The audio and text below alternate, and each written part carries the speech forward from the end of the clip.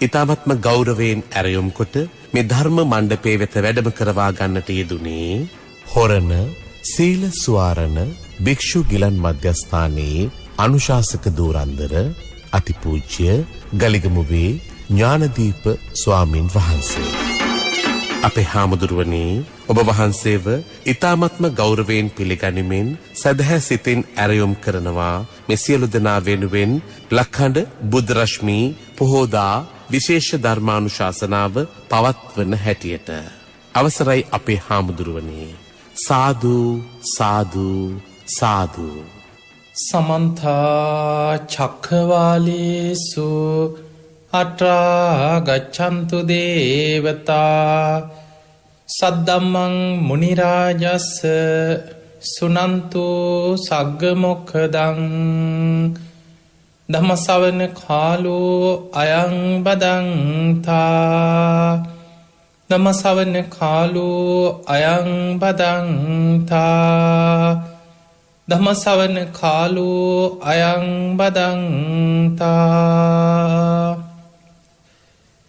නමෝ තස්ස භගවතු වරහතු සම්මා සම්බුද්දස්ස නමෝ තස්ස භගවතු වරහතු සම්මා සම්බුද්දස්ස නමෝ තස්ස භගවතු වරහතු සම්මා සම්බුද්දස්ස. හැම දිනාටම තෙරුවන් සරණ ප්‍රාර්ථනා කරමින් අද පොසොන් පුන් පොහෝ දවස බුදුරජාණන් වහන්සේගේ උතුම් ශ්‍රී සද්ධර්මය ලංකාවාසී හැම දෙනාටම මිහිඳු මහරහතන් වහන්සේ විසින් බුදුරජාණන් වහන්සේගේ ධර්මය අපිට දායාද හැටියට ලබාදීපු දවස. තින් අද පොසොන් පුන් පොහෝ දවසේ ඔබ හැම දෙනෙක් මොබේ ජීවිතයට ඉතාම වටිනා ධර්මකාරණා රැසක් ශ්‍රවණය කරන්නයි මේ ධර්මශ්‍රවණයට සූදානන් වෙන්නේ. ති මේ බණහන ඔබ හැම දෙනාටමත් ලක්වාසී ලෝවාසී හැම දෙනාටමත් මේ උතුම් ධර්මශ්‍රවණය ධර්මාවබෝධය පිණිස නිවන්දොරටුවක් බවට පත්වේවා කියල මුලින්ම ආශිර්වාද ප්‍රාර්ථනා කරනවා. පිංහතුනේ අද පොසොන් පසලොස්සක පුන් පොහෝ දවසේ බුදුරජාණන් වහන්සේගේ ධර්මය අපේ රටට ලැබි චාකාරය ගැන අපි බොහෝ වෙලාවට අද දවස බොහෝ දේශනාවලින් ධර්ම සාකච්ඡාවලින් පොත්පත් පුවත්පත් ධර්ම සංගරා කියව්වත් බෞද්ධයන් හැටියට ශ්‍රී ලාංකිකයන් හැටියට අපි කවුරුත් මිහිඳු මහරහතන් වහන්සේගේ වැඩමවීම ගැන ඒ උතුම් ලැබිච්ච ධර්ම දායාදය ගැන අපි දන්න. ඒවගේමයි අපි මිහිඳු මහරහතන් වහන්සේව අනුබුදු මිහිඳු මහරහතන් වහන්සේ හැටියට සලකනවා. අපිට තවත් ලෝතුරා බුදු කෙනෙක් හා සමානයි.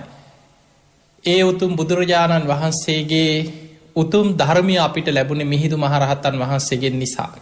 ති අද මේ ධර්මානු ශාසනාවදි මං කල්පනා කරා බුදුරජාණන් වහන්සේගේ ධර්මය උන්වහන්සේ පිරිනිවන් පෑමත් සමග ධර්ම සංගායනාවලින් ආරක්ෂාවෙත් චාකාරය පළවෙනි දෙවනි තුන්ගනි ධර්ම සංගායනාවල ඒ මහරහතන් වහන්සේලා දිවි හිමියෙන් මේ ධර්මය ආරක්ෂා කරගෙන අනාගත පරපුර වෙනුවෙන් මේ ධර්මය රැකබලාගත් ආකාරයත් විටිං විට ධර්මයට හානිකර මතවාද බලවත් පෙමින් එදා ඇතිවෙච්චේ ප්‍රශ්න ගැටලු පීඩා ඒවගේ මිහිඳු මහරහතන් වහන්සේගේ මූලිකත්වයෙන් එදා ඉත්තිය උත්තිය සම්බල බද්ධසාල සුමන සාමනේරයන් වහන්සේ බණ්ඩුක උපාසකතුමා පොසොන් පුන් පොහෝ දවසේ ලංකා භූමියට වැඩම කරලා මේ ධර්මය අපිට ලබා දුන්නට පස්සේ අද දක්වා මේ ධර්මය ආරක්ෂා වෙලා ආපු ආකාරය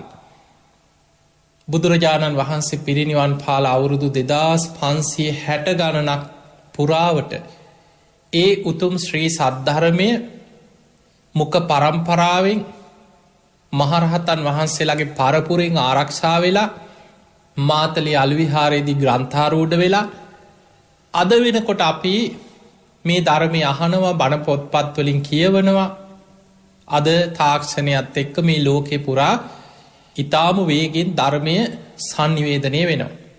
අද දක්වා මේ යුගේ මේ 21 වෙනි සියවසේ ජීවත්වෙන මනුස්සයෙකුට අද අපිට මේ උතුම් ධර්මය ලබා දෙන්න බුදුරජාණන් වහන්සේ පිරිනිවන් පෑවට පස්සේ මහරහතන් වහන්සේලා අතීත වැඩ සිටිය මහා තෙරුන් වහන්සේලා කරපු කැප කිරීම අද මේ ධර්මානු ශාසනාවද අප කතා කරන්න කල්පනා කරන්න.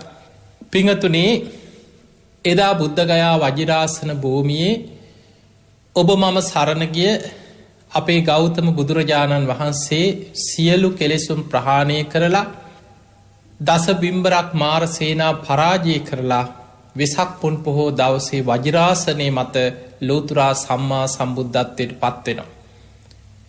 සත්සතිය ගත කරලා ඇසල පුන් පොහෝ දවසේ ඉසිපතන මිගදාය භූමියේදි තමයි උන්වහන්සේ අවබෝධ කරගත් ධර්මය ප්‍රථම කොට ලෝකෙට එදා දේශනා කරන්න. දේ මේ භික්කවේ අන්තා පබ්බජිතයන නසේවි තබ්බා. මේ විදියට බුදුමුවින් ඒ උතුම් ධර්මය එදා පස්වක භික්‍ෂූන් වහන්සේලාට දේශනා කිරීමත් සමගම ධර්ම රත්නය ලෝකෙට පහළ වෙන. ඒ දේශනාව අවසානය කොන්නඥ ස්වාමීන් වහන්සේ උතුම් ධර්මය අවබෝධ කරගෙන සෝවාන් පලට පත්වීමත් සමඟ සංගරත්නය පහළ වෙනවා. තුනුරුවන් ස්ථාපිත වෙන්නේ ඇසල පෝය දවසේ. ඊළඟට බුදුරජාණන් වහන්සේගෙන් බණහලා අනන්ත ලක්කන සූට දේශනාව අහල මේ පස් දෙනාම රහත් වෙනවා. යසකුල පුට්‍ර ඇතුළු යාලූ 54 දෙනෙක් මේ පිරිසට එකතු වෙනවා.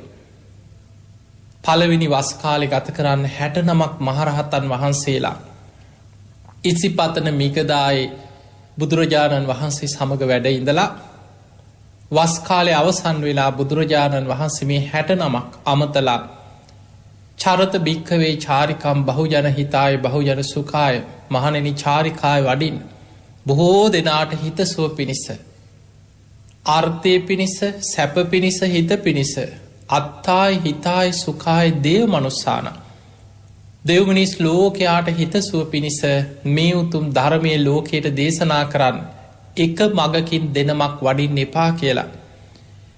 ඒ ප්‍රදේශවලට මේ උතුම් ධර්මය ව්‍යාප්ත කෙරෙව්වා. ඔය විදිහට ධර්ම ප්‍රචාරය ආරම්භ වෙන්නේ. අපේ බුදුරජාණන් වහන්සේ වැඩ සිටි අවුරුදු 45ක කාලය තුළ උන්වහන්සේ දවසේ පැය 2කටත් අඩු කාලයක් සිංහසේයාවෙන් සැතපෙන්නේ.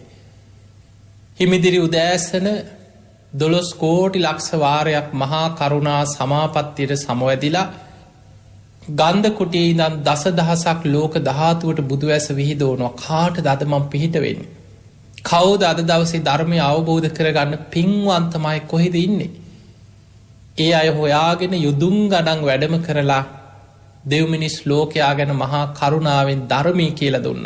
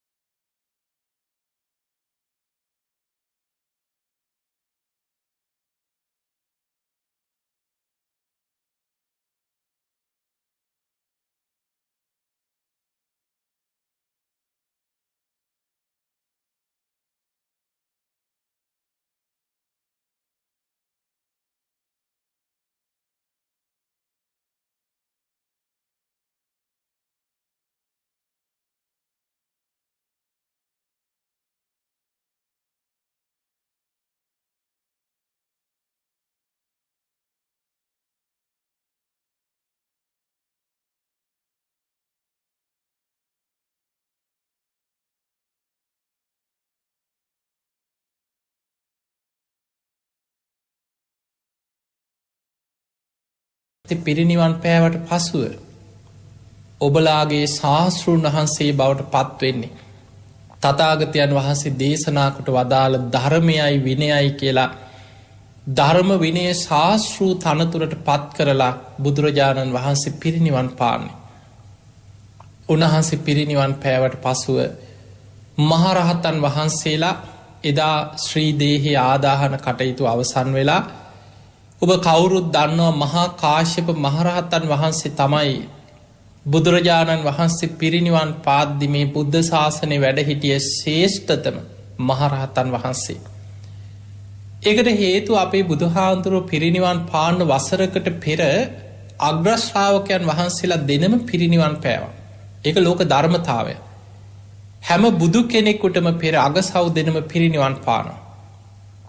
ඊළඟට මේ බුද්ධ ශාසනයේ වැඩ හිටියේ දූතාංග ධාරීන්ගෙන් අග තැන්පත් තතිය ශ්‍රාවකයන් වහන්සේ හැටියට මේ ශාසනයේ සලකපු බුදුරජාණන් වහන්සේ වගේම පෙනුමක් තිබ්බ මහා පුරුෂ ලක්ෂණ 7ක් උන්වහන්සේ තුළ තිබිච්ච මහා කාශ්‍යප මහරහතන් වහන්සේ උන්වහන්සේ තමයි මේ ශාසනික වගකීම දරාගත්තේ.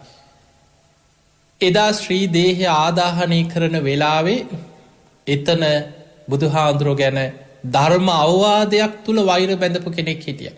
මේ ශාසනය තුළම සුබද්ද ඔහු එදා ශ්‍රී දේහය ආදාහනය වෙනකොට අර සඟ පිරිස අතරින් ඇවිල්ලා කියනවා කෙලෙස් සහිත අය හඬා වැළපෙද්දී. මොකටද මේ අඩන්නේ සතුටු යල්ල. ඒ මහා ශ්‍රමණයගෙන් අපි මිදුණා. දැන් අපිට මේක කැපයි මේ අකැපයි කියලා නීති දාන්න කෙනෙක් නෑ. අපිට ඕන විදියට මේක ඉන්න පුළුවන් කිව්. බලන්න මේ ගිහියෙක් නෙමෙයි. බුද්ධ ශාසනය තුළ සියලු දේවල් අතහැරලා බුදුරජාණන් වහන්සේ මගේ ශාස්තෘන් වහන්සේ හැටියට පිළිගන්නවා කියලා පැවිදි වෙච්ච භික්ෂුවක් මේ සුබද්ද කියන භික්ෂුව. තමන්ගේ ශාස්තෘන් වහන්සේ පිරිනිවන් පාලා ශ්‍රී දේහය ආදාහනය කරන දවසේ අර හඬා වැළපෙන කෙලෙස් සහිත භික්ෂූන් වහන්සේලා අතරට ඇවිල්ලා මේ කතාව කියන්න. රහතන් වහන්සේලා ලෝක ධර්මතාවය සිහි කරගෙන අනිත්‍ය මෙනෙහි කරගෙන වැඩ සිටියා. ඔය කතාව ඇහුණා මහා කාශ්‍යප මහරහතන් වහන්සේට. උන්වහන්සේ මොහොතෙම අධිෂ්ඨාන කරගත්තා අධර්මයේ බබලන්න පෙර අධර්මවාදීන් බලවත් වෙන්න පෙර ධර්මය යටපත් වෙලා ධර්මවාදීන් යටපත් වෙන්න කලින් අවිනේ බබලමින් අවිනේවාදීන් බලවත් වෙන්න පෙර විනේ යටපත් වෙලා විනේවාදීන් යටපත් වෙන්න පෙර ඉක්මනින් ධර්ම විනය සංගායනා කළ යුතුයි කියලා අධිෂ්ඨාන කරගෙන සංඝයාට දැනුම් දුන්න. බුදුරජාණන් වහන්සේ පිරිනිවන් පාන කාලෙ වෙනකොට රජවරු අතර බොහෝම සද්ධාවන්තම කෙනෙක් හැටියට හිටියේ අජාසත් රජ්ජුරු. කලින් පීට්ටු ඝාතන අකුසලයක් කරලා ඒ ගැන හිත පසු තැවි හිටියා. පස්සේ බුදුරජාණන් වහන්සේ මුණ ගැහිලා හිත හදාගන්න ගොඩාක් උපදෙස් ගත්තා. අන්තිම කාලේ මේ බුද්ධ ශාසනයේ ගැන පුදුමාකාර හිත පහදවා ගැනීමකින් සද්ධාවෙන් කටයුතු කරපු කෙනෙක් අජාසත්ත රජ්ජුරු. බුදුරජාණන් වහන්සේ පිරිනිවන් පෑව කියන පණවිඩේට 3 වතාවක් සිහිසුන් වුණා කිය. බෙහෙත්තුරු 3ක බස්සල කියන පණවිඩේ රජ්ජුරුවන්ට දැනුම් දුන්නේ. ඒ කාරණය කියනකොටම සිහි නැති වෙනවා. ඒ රජ්ජුරුව තමයි අජාසත්ත රජ්ජුරුවෝ ප්‍රථම ධර්ම සංගායනාවට මූලිකත්වය ගත්තා. මහා කාශ්‍යප මහරහතන් වහන්සේගේ මූලිකත්වයෙන් බුදුහාඳුරුවෝ පිරිනිවන් පාල මාස 3ක් ගිය තැන රජගහනුවර සප්ත පරණී ගුහාව ඉදිරිපිට පළවෙනි ධර්ම සංගායනාව සූදානම් කරා. මහරහතන් වහන්සේලා 500 නමක් තෝරගත්තා. හැබැයි 499 දෙනෙක් තමයි ඒ වෙනකොට උතුම් රහතන් වහන්සේලා හැටියට සංගායනා සභාවට තෝරගත්ත පිරිස අතර හිටියේ. තෝරගන්නකොට එක්කෙනෙක් ආනන්ද හාමුදුරුවෝ.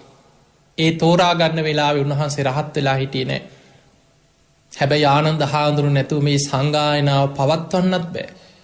උන්වහන්සේ තමයි සතිමන්තාන දුතිමන්තාන මේ බුද්ධ ශාසනයේ සිහිනුවන තියෙන භික්ෂූන්ගෙන් යමක්ෂණයෙන් වටහාගන්න භික්ෂූන්ගෙන් ඒ විතරක් නෙමේ ධර්ම භාණ්ඩාගාරික බුදුරජාණන් වහන්සේ වදාළ ධර්මය 84000ක ධර්මස්කන්ධේ කටපාඩමින් දරාගෙන හිටපු කෙනා. භික්ෂුන් වහන්සේලා ආනන්ද හාමුදුරුවන්ව උනන්දු කෙරෙව්වා. ආනන්ද ඔබ නැතුව මේ සංගායනාව කරන්න බෑ. කෙලෙස් සහිත කෙනෙක් සංගායනා සභාවේ වාඩි කරවන්නත් බෑ. එහෙම වුණොත් අනාගතේ අන්න තීර්ථකයම් යම් යම් පුද්ගලයන් මේ ධර්මයට විනයට යම් යම් චෝදනා එල්ල කරාව. ඔය සංගායනාව කෙලෙස් සහිතාය හිටිය. ඔක සතර අගතිය යුක්ත දෙයක් කියලා කවුරු හරි චෝදනා කරයි. ඒ නිසා නික්ලේශී උතුම් මහරහතන් වහන්සේලාගෙන් පමණ මේ සංගායනාව සිදු කළ යුතුයි කියලා තීරණය කරලා තිබුණ. ආනන්ද හාමුදුරුවෝද සංගායනාව හෙටනං එදා කලින් දවස රාත්‍රී පුද්දුම වීරියෙන් භාවනා කරලා උන්වහන්සේ සතර ඉරියව්වෙන් තොරව සංගායනාව සිදුවෙන දවසේ උදෑසන සියලු කෙලෙසුන්ගෙන් මිදිලා උතුම් මහරහතන් වහන්සේ නමක් බවට පත්වෙලා පෙළහර පාමින් සංගායනා සභාවට වැඩම කරා අනිත් අයට සැක දුරුවෙන විදිහට. ඔය විදිහට තමයි සංගායනාව ආරම්භුණේ. මහා කාශ්‍යප මහරහතන් වහන්සේගේ මූලිකත්වයෙන් 500ක් රහතන් වහන්සේලා එකතු වෙලා අජාසත් රජ්ජුරුවන්ගේ රාජ්‍ය අනුග්‍රහය ඇතුව මාස ගණනාවක් පුරාවට මෙන්න ධර්මය මෙන්න විනය මෙන්න සම්බුද්ධ ශාසනය කියලා ධර්ම විනේ ස්ථාපිත කරන්නට යෙදුනා ධර්ම සංගායනා කරලා. උපාලි මහරහතන් වහන්සේ විනේ ධර භික්ෂූන් වහන්සේලා අතර අග්‍ර. උන්වහන්සේ විනය සංගායනා කරා. ආනන්ද හාමුදුරුවෝ මහා කාශ්‍යප මහරහතන් වහන්සේ සාරිපුත්ත මහරහතන් වහන්සේගේ ශිෂ්‍ය භික්ෂූන් වහන්සේලා මේ 500ක් රහතන් වහන්සේලා මේ ත්‍රිපිටක 84000ක ධර්මස්කන්ධයම සංගායනා කරා. දැන් කෙනෙකුට හිතෙන්න පුළුවන් එතන ධර්ම විනය කියපුවාම කෝ අභිධර්මය කියලා. මුල් කාලේ ධර්මයේ අභිධර්මයේ හැටියට විනය අභිවිනය හැටියට ඒවා එක්ක සංගායනා වෙලා තියෙනවා. පින්වත්නි අපිට ඒක පේනවා ආනන්ද හාමුදුරුවන්ගේ තේර ගාථාව දිහා බලනකොට. ආනන්ද මහරහතන් වහන්සේගේ තේර ගාථාවේ සඳහන් වෙනවා උන්වහන්සේ දේශනා කරනවා මම බුදුරජාණන් වහන්සේගෙන් අහලා 82000ක් ධර්මස්කන්ධේ මතක තියාගත්තා ධාරණය කරගත්තා. ශ්‍රාවක දේශනා හැටියට 2000ක ධර්මස්කන්ධයක් මන් දරාගෙන ඉන්නවා. මම දරාගෙන ඉන්න සම්පූර්ණ ධර්මස්කන්ධය 84000යි කියලා. එහෙමනම් ආනන්ද මහරහතන් වහන්සේ ආනන්ද හාමුදුරුවෝ 84000කම ධර්මස්කන්ධය දරාගෙන හිටියා. ධර්මස්කන්ධය 84000ක් වෙන්නේ විනය පිටකයට 21000යි ධර්මස්කන්ධ. සූත්‍ර පිටකයට 21000යි ධර්මස්කන්ධ. එතකොට එතනම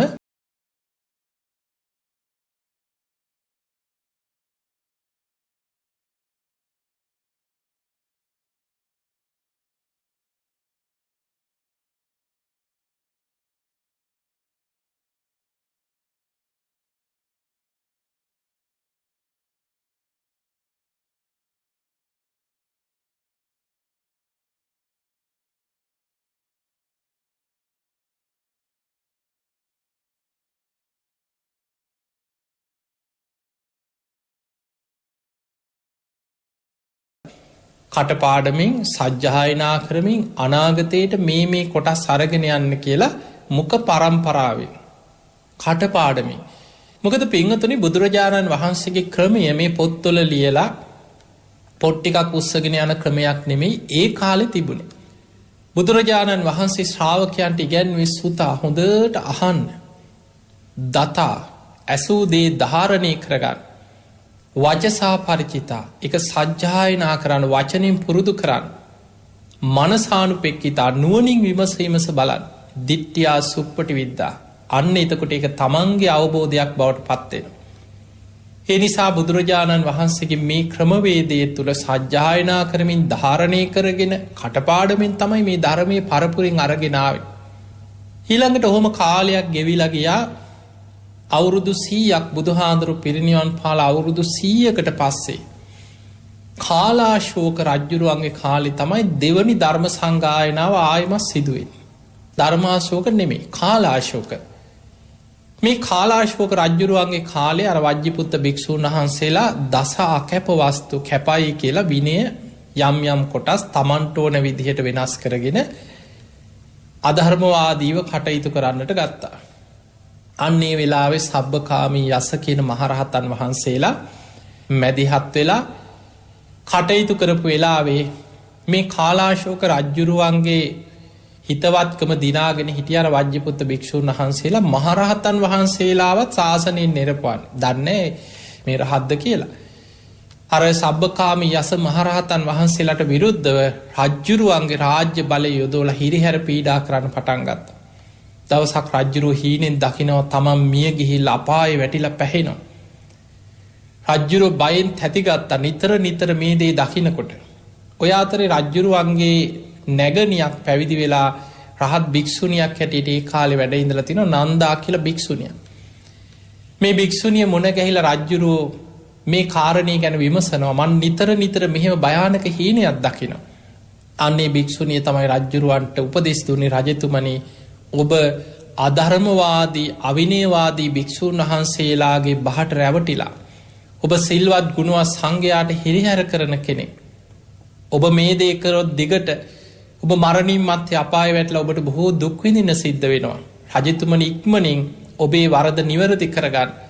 සබකාමී අස ඒගුතු මහරහත්තන් වහන්සේලාගේ අවවාද අනුශාසනා පිළිගනිමින් සම්බුද්ධ ශාසනය ආරක්ෂාවෙනුවෙන් කටයුතු කරන්න.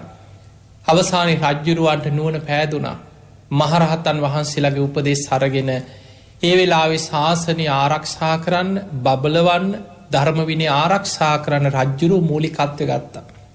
ඒ තුළ මහරහත්තන් වහන්සේලා 700 නමක් එකතු කරලා දෙවනි වතාවේ ධර්ම සංගායනාවක් ආයමත් සබ්බකාමී යස මහරහතන් වහන්සේලාගේ ප්‍රධානත්වයෙන් කාලාශෝක රජ්ජුරුවන්ගේ රාජ්‍ය අනුග්‍රහය යටතේ අර කලින් විදිහටම ධර්ම සංගායනාවක් සංවිධානය කරලා සිදු කරලා මාස 8ක් පුරා ඒ ධර්ම සංගායනාව පැවැත්වනා කියන. මෙන්න ධර්මය මෙන්න විනය මෙන්න සම්බුද්ධ ශාසනය කියලා ධර්ම විනය සංගායනා කරලා ස්ථාපිත කරා. ඔය දෙවනි ධර්ම සංගායනා. අවුරුදු 100කට පස්සේ බුදු හාමුදුරුවෝ පිරිනිවන් පාල අවුරුදු 100කට පස්සේ තමයි ඒ සංගායනාව තිබුණේ. ඊළඟට ඔහොම කාලය ආයමත් දිගින් දිගට ගෙවිලා ගියා. ඔය අතරේ අවුරුදු 230 ගානකට පස්සේ තමයි බුදු හාමුදුරුවෝ පිරිනිවන් පාලා තුන්වෙනි ධර්ම සංගායනාව සිද්ධ වෙන්නේ. ධර්මාශෝක රජ්ජුරුවන්ගේ රාජ්‍ය අනුග්‍රහය යටතේ මොග්ගලී පුත්තතිස්ස මහරහතන් වහන්සේ ඇතුළු 1000ක් රහතන් වහන්සේලා එකතු වෙලා තමයි තුන්වෙනි ධර්ම සංගායනාව සිදු කරන්න. දැන් බලන්න පළවෙනි ධර්ම සංගායනාවට 500ක් මහරහතන් වහන්සේලා. දෙවනි ධර්ම සංගායනාව 700ක් මහරහතන් වහන්සේලා. තුන්වෙනි ධර්ම සංගායනාවේදී දහසක් මහරහතන් වහන්සේලා එකතු වෙලා සංගායනාව කරන. පිංහතුනේ මොග්ගලී පුත්තතිස්ස මහරහතන් වහන්සේ ඒ වෙනකොට ඔය දෙවනි ධර්ම සංගායනාවෙන් පස්සේ සංගායනාව කරපු මහරහතන් වහන්සේලා 이르දි බල සම්පන්න අය අනාගතයේ දිහා බැලුවා අනාගතයේ බුද්ධ ශාසනය කොයි විදිහටද පවතින්නේ ආරක්ෂාවෙන්. ටික කාලයක් යනකොට අන්‍ය තීර්ථක රජවරු බලවත් වෙනවා. බෞද්ධ විහෙර විහාර සිද්ධස්ථාන විනාශ කරලා බොහෝ භික්ෂුන් වහන්සේලාට කරදර බාධා හිරිහැර වෙන යුගයක් අනාගතයේ ඇති වෙනවා. එතනින් පස්සේ අනාගතයේ ආයමත් බුද්ධ ශාසනයේ බබලවන්න සුදුසු භික්ෂුවක් ඉන්නවද කියලා බැලුවා. මනුලෝකෙ නෑ. මිනිස්සෙක්වත් නෑ. දිව්‍ය ලෝකවල බැලුවා. මේ රහතන් වහන්සේලා බලන්න ඉරදී. චාතුම් මහරජික දෙව්ලොව ඒත් නෑ. තව්තිසා දිව්‍ය ලෝකෙ ඒත් නෑ. යාම දෙව්ලොව තුසිත නිම්මාන රති පරිනිම්මිත වසවර්ති සදෙව්ලොවම නෑ. පින් ඇති අය ඉන්නවා. හැබැයි සම්බුද්ධ ශාසනයේ බබලවන්න ව්‍යක්ත විශාරද ධර්මදර සංසාර පින තියෙන ධර්ම කතික එහෙම කෙනෙක් නෑ අතර. ඔය අතරි දැක්කා බඹලව දිහා බැලුව ඉරුදී. බලනකොට තිස්ස කියලා බ්‍රහ්ම දේවතාවෙක් බඹලෝ වැඩඉන්නවා. පෙර සසරි බොහෝ පින් තියෙන බොහෝම දක්ෂ කෙනෙක් මේ කෙනාට නම් පුළුවන්. ඉරදි බල සම්පන්න මහරහතන් වහන්සේලා බඹලවට ගිහින් මේ බ්‍රහ්ම දේවතාවට මේ කාරණය කියලා ආරාධනා කරා මනුලවට එන්න. පළවෙනි වතාව ප්‍රතික්ෂේප කරා මම කාම ලෝකෙ දිහා හැරිලවත් බලන්න කැමති නෑ කියලා. දෙවනි වතාව ප්‍රතික්ෂේප කරා. තුන්වෙනි වතාවේ මහරහතන් වහන්සේලා ඉල්ලීමක් කරා සම්බුද්ධ ශාසනය අනතුරේ අනාගතයේ මේ වගේ විශාල විපතක් ව්‍යසනයක් වෙනවා. එනිසා සම්බුද්ධ ශාසනය ආරක්ෂාව වෙනුවෙන් ඔබයි මේ මනුලව දෙව්ලෝවත් ඔබ තරන් සුදුසෙක් නෑ. ඒ නිසා ඔබ මේ වගකීම භාරගන්න මනුලවට ඇවිල්ලා ශාසනය බබලවන්න සංගායනාවක් අනාගතයේ සිදු කරලා සම්බුද්ධ ශාසනය ආරක්ෂා කරන්න. අර රහතන් වහන්සේලාගේ ඉල්ලීම මත ශාසනය වෙනුවෙන් කරපු ඉල්ලීම මත උන්වහන්සේ කැමති වුණා බඹලවින් මනුලවටෙන්. එදා ඒ රහතන් වහන්සේලාගේ ඉල්ලීම මත බ්‍රහ්ම ලෝකෙන් චුත වෙලා නිසි කාලෙ මනු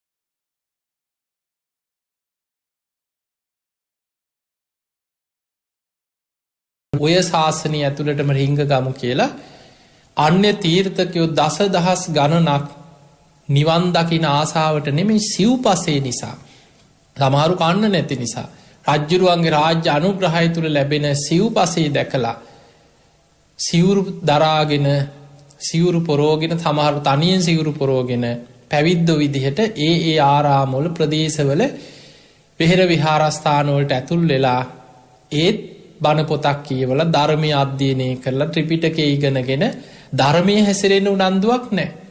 තම තමන්ගේ මතවාද කිය ඉන්න. ධර්මයට විරුද්ධ මත කියනවා. ඇයි පැවිදි වුණේ නිවන් දකින්නවා ශාසනය රකින්නවත් සම්බුද්ධ ශාසනය බබලවන්නවත් නෙමෙයි. කොහොම කාලයක් යනකොට මේ සම්බුද්ධ ශාසනය තුළ අධර්මවාදී බොහෝ පිරිසක් දස දහස් ගණනක් භික්‍ෂු වෙස් හරගෙන ශාසනයට ඇතුල් වෙලා ධර්මය විනේ විකෘති කර ඉන්න. ඔය අතරේ මොග්ගලී පුත්තිස්ස මහරහතන් වහන්සේගේ උපදෙස් පරිදි ධර්මාශෝක රජ්ජුරුවෝ මුලින් විනේ ගැන රහතන් වහන්සේලාගේ ඇසුරේ විනේ හැදෑරීමක් කරා කියන රජතුමා. ඊළඟට රහතන් වහන්සේලාගේ උපදෙස් පරිදි අර අන්‍ය තීර්ථකයෝ බොරුවට සිවුරු පොරෝගෙන ශාසනයේ වනසමින් හිටපු 60,000ක් සිවුරු අරෝල යවනවා. රජ්ජුරුවන්ගේ අනෙන් සිවුරු ගලෝල යවනවා. කුඹුරක් වතු පිටියක් කරගෙන කොයිට හරි වෙලා ඉන්න මේ ශාසනය වනසන්න ඇතුව කියලා සිවුරු අරෝල ඇරිය. එහෙම යවලා තමයි ධර්ම සංගායනා කළ ශාසනය ස්ථාපිත කරන්න මූලිකත්වය ගත්. ඊට පස්සේ තමයි ධර්ම සංගායනාව යොදාගත්. ඒ සංගායනාවේදීත් අර බුද්ධ ශාසනයට හානිකර එක වැරදි මත විකෘති මත පතුරුවලා තිබ්බ. සකවාද 500යි පරවාද 500යි කියලා 1000ක් ශාසනයට විරුද්ධ මතවාද තිබ්බ කියන. එක වැරදි දෘෂ්ටි මතවාද. මොග්ගලී පුත්තිස්ස මහරහතන් වහන්සේ ඒ මතවාද 1000ම සංගායනාව මුලින්ම කරේ ඒවත් ධර්ම විනේම කරුණු පෙන්වමින් ඒ සියල්ල වැරදි මිත්‍යා මත හැටියට ඛණ්ඩනය කළා ඒවා පරාජය කරා. ඊට පස්සේ තමයි සංගායනාව සිදු කරලා 1000ක් මහරහතන් වහන්සේලා මෙන්න ධර්මය මෙන්න විනය මෙන්න සම්බුද්ධ ශාසනය කියලා සම්බුද්ධ ශාසනය ස්ථාපිත කරා. මාස 9ක් පුරා මේ ධර්ම සංගායනා පැවැත්වුණා කියලා අපේ ඉතිහාස තියෙනවා. ඒ සංගායනාවෙන් පස්සේ ධර්මාශෝක රජුරෝ කල්පනා කරා මේ උතුම් ධර්මය මේ දඹදිවට පමණක් සීමා විය යුතු නෑ. මේ ලෝකේ අනෙක් රටවල් වලටත් මම ධර්මයේ ව්‍යාප්ත කළ යුතුයි කියලා අන්නේ වෙලාවෙ තමයි ධර්ම දූත කණ්ඩායම් ගණනාවක් මොග්ගලීපුත්තිස්ස මහරහතන් වහන්සේගේ ප්‍රධානත්වයෙන් සකස් කරලා ඒ රටවල් වලට ධර්ම ප්‍රචාරය පිණිස ධර්ම දූත පිරිස හැටියට පිටත් කරලා යවත්. ඔය අතරි ලංකාවට තමන්ගෙම පුතා මහින්ද කුමාරයා පියතුමන්ගෙන් අවසර අරගෙන මොග්ගලීපුත්තිස්ස මහරහතන් වහන්සේ ළඟ පැවිදි වෙලා උතුම් මහරහතන් වහන්සේ නමක් බවට පත් වෙලා හිටිය මිහිඳු මහරහතන් වහන්සේ. ධර්මාශෝක රජ්ජුරුවන්ගේ දියණිය සංඝමිත්තාවත් පැවිදි වෙලා රහත් වෙලා මුණුපුරා සුමන සාමණේරයන් වහන්සේ බොහොම 이르දි බල සම්පන්න රහතන් වහන්සේ නම. බලන්න එතකොට මේ රජතුමා තමන්ගේ දරුවෝ මුණුපුරෝ ශාසනයට කිසිම බාධාවක් නැතුව මේ රාජ්‍ය කරන්නේ කවුද? පැවිදි වෙලා හරියනවාද? මේ අධිරාජ්‍යයට මොකද එහෙම කිව්වේ නැහැ. ධර්මාශෝක රජතුමා කොච්චර ශාසනය වෙනුවෙන් පැහැදුනාද කියන්නේ තමන්ගේ දරු මුණුපුරන් සම්බුද්ධ ශාසනයට පූජා කරා. මිහිඳු මහරහතන් වහන්සේ ඉත්තිය උත්තිය සම්බල බද්දසාල සුමන සාමණේරයන් වහන්සේ මෙන්න මේ පිරිස පොසොන් පුන් පොහෝ දවසේ මිස්සක පව්වට අහසින් වැඩම කරලා එදා පොසොන් පුන් පොහෝ දවසේ ලංකා භූමියට අද වගේ පොසොන් පුන් පොහෝ දවසක මේ ධර්මය ලැබෙන්නේ අන්නේ ධර්ම ප්‍රචාරය ප්‍රතිඵලයක් හැටියට. හැබැයි ඊට කලින් ධර්මාශෝක රජතුමා සන්නසකින් එදා ලංකා දවීපේ රජකංකරපු දේවානම්පියතිස්ස රජ්ජුරුවන්ට කලින්ම දැනුම් දීලා තිබුණා. ප්‍රිය නිරිඳුනි මම බුදුන් සරණ ගියා. මම ධර්මයේ සරණ ගියා. මම ශ්‍රාවක සංඝයා සරණ ගියා. මම තෙරුවන් සරණ ගිය බුදුහාමුදුරන්ගේ උපාසකයෙක් බවට පත් වුණා. ඔබටත් ඒ උතුම් ලාභය දහම් ලාභය තිසරණයේ ලබා දෙන්න. ඒ පොරොන්දුවේ ප්‍රතිඵලයක් හැටියට තමයි එදා පොසොන් පුන් පොහෝ දවස මිහිඳු මහරහතන් වහන්සේ ඇතුළු පිරිස වැඩම කරන්න. ඔබ කවුරුත් දන්නවා මිස්සක පව්වට මිහිඳු මහරහතන් වහන්සේ වැඩම කිරීම ඊළඟට දේවානම්පියතිස්ස රජතුමා එදා 20000ක් ඒ අමාත්‍යවරු රාජකීය පිරිසත් එක්ක මුව දඩේමේ ගිය දවසක් ඔය අඹ පැනය ඥාති පැනය ඔය කතා ඔබ ඕන තරම් මිහිඳු හාමුදුරුවෝ ගැන මේ බණට ඉතිහාස ඔය කරුණු අහලා දාන්න. අපි බලමු මිහිඳු මහරහතන් වහන්සේ ලංකාවට වැඩම කරලා දේශනා කරපු මේ මුල්ම දේශනා කීපේ කොයි විදිහටද ධර්ම ප්‍රචාරය කරේ කියලා. පොසොන් පුන් පොහෝ දවසේ මිහිඳු මහරහතන් වහන්සේ දේවානම්පියතිස්ස රජතුමාට දේශනා කරේ මජ්ක්‍ධිම නිකායේ සඳහන් වෙන චුල්ලහත්ති පදෝපම සූත්‍රය. ඇතෙකුගේ මහා හස්තියෙකුගේ පියවර සටහන් මුල් කරගෙන ඒ පියවර සටහන් ලකුණු ඔස්සේ මහා හස්තිරාජයෙක් හොයාගන්නවා වගේ ලෝතුරා බුදුරජාණන් වහන්සේ නමක් ධර්මය තුළින් හඳුනාගෙන සැබෑලෙස්සම තිසරණය තුළ පහදින්නේ කොහොමද? මේක තමයි සාරාංශය. රජතුමා ඇතුළු 20000ක් රාජකීය පිරිස මිස්සක පව්වෙදි බණහලා තෙරුවන් සරණ ගියේ මෙන්න මේ දේශනාව චුල්ලහත්ති පදෝපම සූත්‍රය. එදා රාත්‍රී මිහිඳු මහරහතන් වහන්සේ සුමන සාමණේරයන් වහන්සේට ආරාධනා කරා ලංකා භූමිය පුරාම ඉන්න යක්ෂයන් අමනුෂ්‍යයන් උක්ෂ දේවතාවරු පර්වත දේවතාවරු භූමාටු දෙවියන් අකනිටා බමුලව දක්වා දෙව් බමුන්ටත් මුළු ලංකා භූමිය පුරාම 이르දියෙන් ගෝසාවක් පතුරුවන්න ඒ අයට බණහන්න එන්න කියලා. උන්වහන්සේ සුමන සාමණේර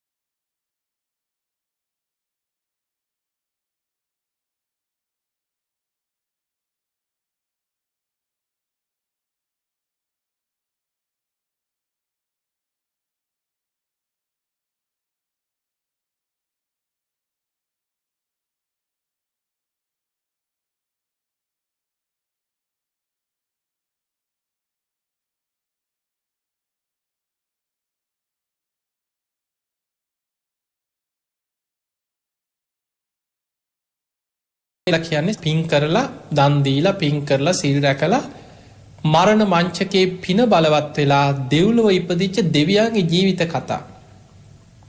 එතකොට പ്രേතවත්තු විමානවත්තු ගැන දහම් දේශනකොට අපාය බය පින්පව් කුසල් අකුසල් ගැන මේ දෙව්ලොව අපාය ගැන විස්තර කරමින් දහම් දෙසලා සත්‍ය සංයුක්තයෙන් චතුරාර්ය සත්‍ය ඇතුළත් දේශන පෙළක් තියෙනවා. සත්‍ය සංයුක්තය සංයුත්ත නිකාය. ඒ ඇසුරෙන් දහම් දෙසනකොට අනුලා බිසව ප්‍රධාන 500ක් පිරිස සෝවාන් මාර්ගඵල ලැබුවා කියලා සඳහන් වෙනවා දෙවනි දවසේ. දවල් වෙලාවේ බොහෝ පිරිසක් බණහන්න මිනිස්සුන්ට දැන් මේ ආරංචිය ගිහිල්ලා අනේ අපිටත් බණහන්න ඕනේ අපිටත් බණහන්න ඕනේ. මාලිගාව ළඟ විශාල පිරිසක්. රජතුමාගේ ඇත්ගාල එදා ජෝතිය වනය කියලා කිව්වේ අද ජේතවන චෛත්‍ය අනුරාධපුරේ පිහිටලා තියෙන එතන.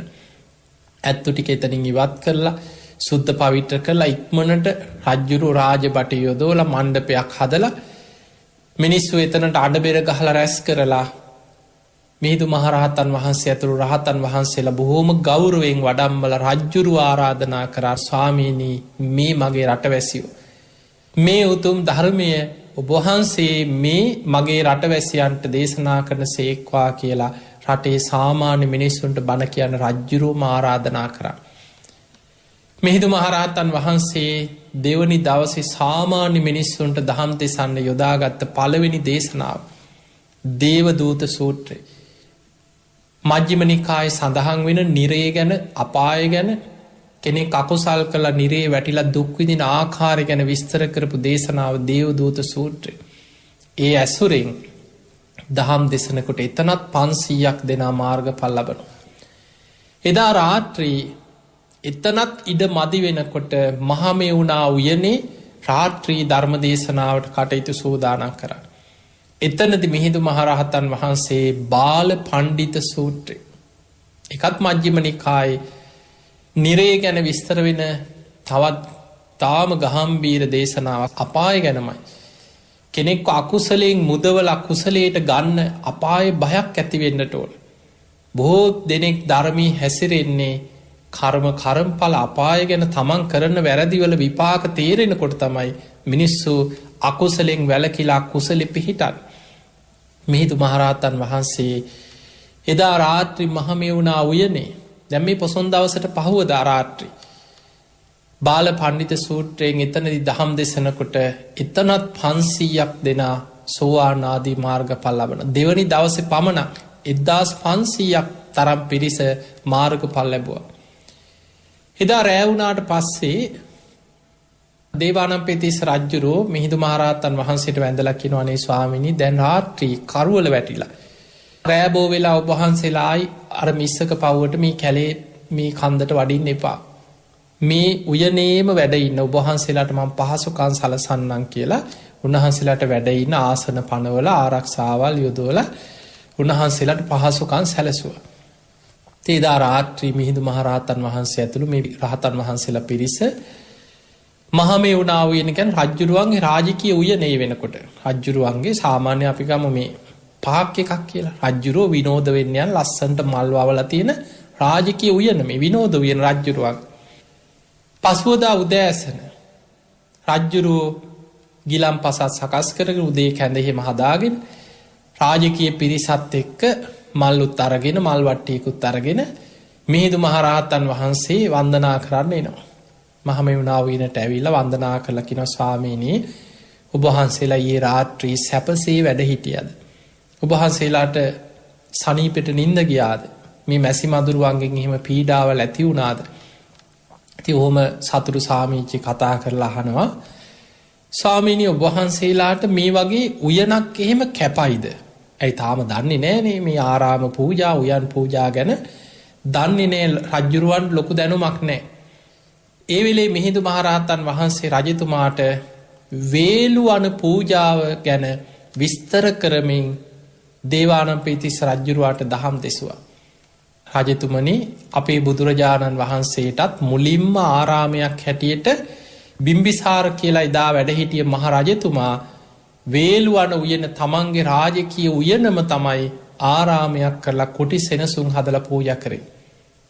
මේ වේලුවන පූජාව ගැන විස්තර කරමින් දහම් දෙසුවට පස්සේ දේවානම්පියතිස්ස රජුරවන්ට පුදුම සතුටක් ඇති වුණා. අනේ ස්වාමීනි එහෙමනම් මගේ උයන මේ මහමෙවුනා උයන අද මං සීමා ලකුණු කරලා ඔබ වහන්සේට සම්බුද්ධ ශාසනය උදෙසා මේ භූමියත් එදා වේළුවන් භූමිය පූජා කරා වගේ මම සංඝ සතු කරලා පූජා කරනවා කියලා රජතුමාගේ මංගල හස්තියා පසුපස රන් නගුලක් ගැට ගහලා මේ හස්තිය පිටත් කරා.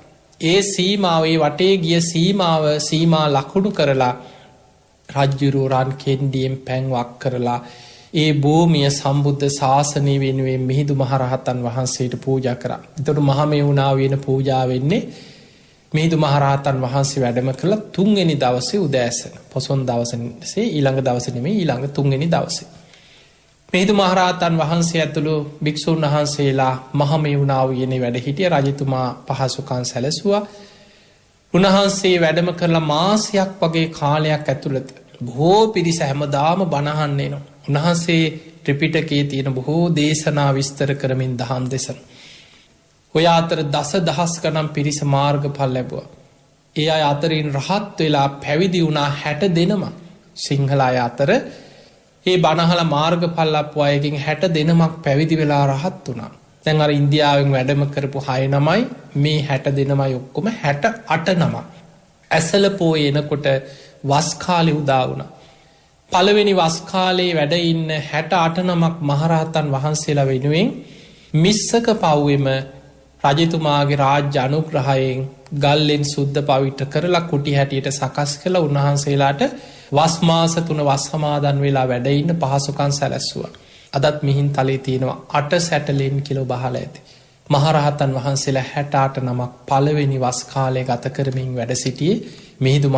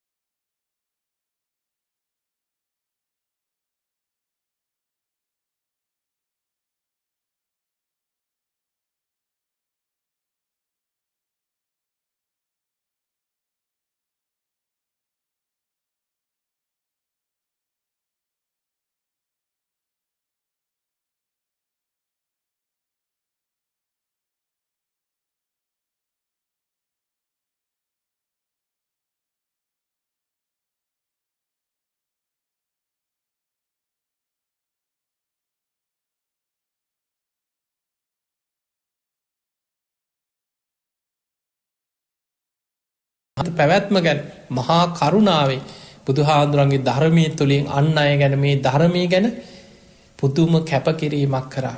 නැගෙනහිර මුහුදු වෙරලා අයිනේ. වැටකෙයි අයිස්මයි මුහුදු වතුර වෙන මොකවත් නෑ. අවුරුදු ගාන නැකිට ගන්න පණ නෑ. වැල්ලි දිගා වෙලා ත්‍රිපිටකයේ සජ්ජායනා කර කර අවුරුදු ගානක් ධර්ම විනය ආරක්ෂා කරේ විදිහට. ඒ අතර බොහෝ පිරිසක් තව කණ්ඩායමක් බෝට්ටු හදාගෙන ඉන්දියාවේ කාංචිපුර කියන ප්‍රදේශයට ගියා. ඒකට හේතුව නියගිනි සාර ඉන්න පිරිසටත් පිරිනිවන් පාන සිද්ධ වුණු. ඔබ අහලා ඇති සිතුල් පව්වේ 12000ක් මහරහතන් වහන්සේලා. තිස්ස මහාරාමේ 12000ක් මහරහතන් වහන්සේලා දාරි නැතුව යාල මහ කැලේ පිරිනිවන් පෑවා කියලා ඉතිහාසෙ.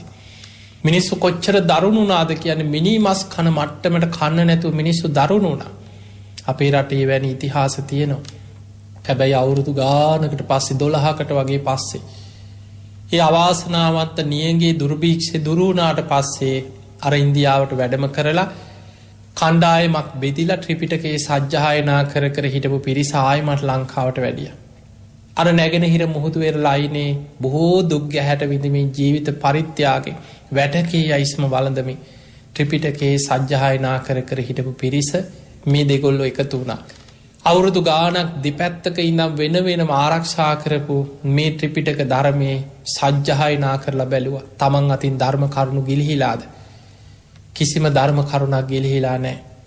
හැබැයි උන්වහන්සේලා ආයිම සාකච්ඡා කර අනාගතයේ මීට වඩා දරුණු නියඟ දුර්භික්ෂ ඇති වුණොත් අපි මේ ධර්මය ආරක්ෂා කරන්න වෙනත් ක්‍රමයක් යොදාගත යුතුයි.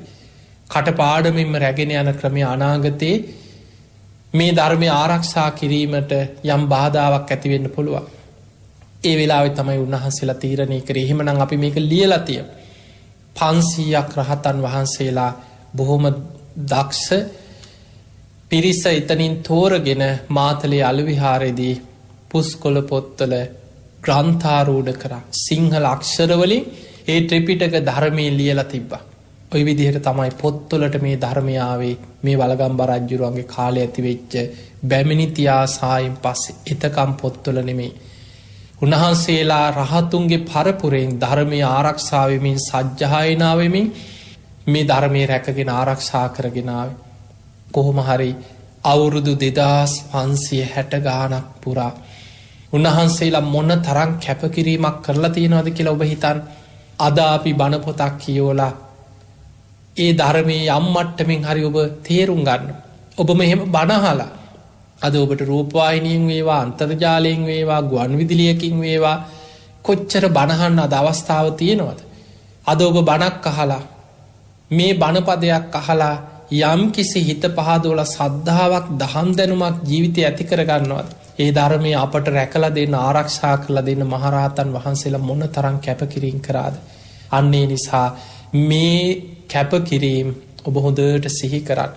ඒ උතුම් මහරහතන් වහන්සේලාට අපගේ නමස්කාරයම වේවා.